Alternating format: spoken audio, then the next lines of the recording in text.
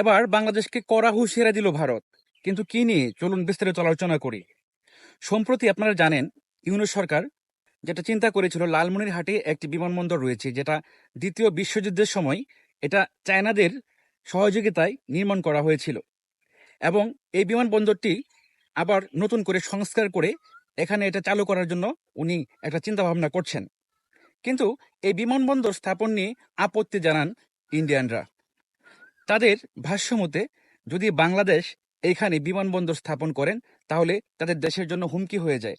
বিশেষ করে দেখেন যে ওই লালমনিরহাটের বিমানবন্দর থেকে যে তাদের কথিত চিকেন নেক যে অঞ্চলটি, সেই অঞ্চলটি মাত্র 20 কিলোমিটার দূরে অবস্থিত। তো সেই ক্ষেত্রে তারা পাল্টা একটি কাজ করতে চলেছেন। তাদের ত্রিপুরা রাজ্যে একটি এয়ারপোর্ট রয়েছিল, যেটি অনেকদিন যাবৎ এভাবে পড়েছিল।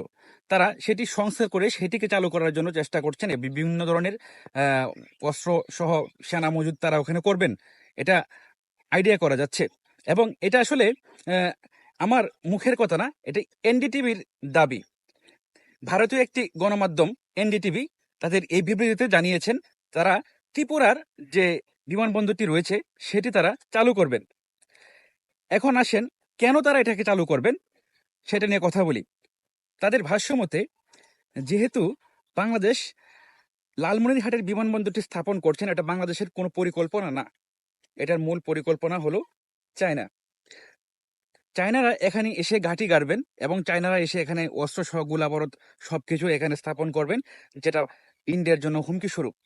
কিন্তু এদিকে আমাদের যে সেনা সদরের যে ব্রিগেডিয়ার জেনারেল নাজিমুদ্দৌলা সাহেব, উনি বলেছেন যে আমরা নিজস্ব প্রয়োজনেই, একমাত্র নিজস্ব কারণেই এটাকে আমরা সংস্কার করছি, কারণ দেশের সক্ষমতা বাড়ছে।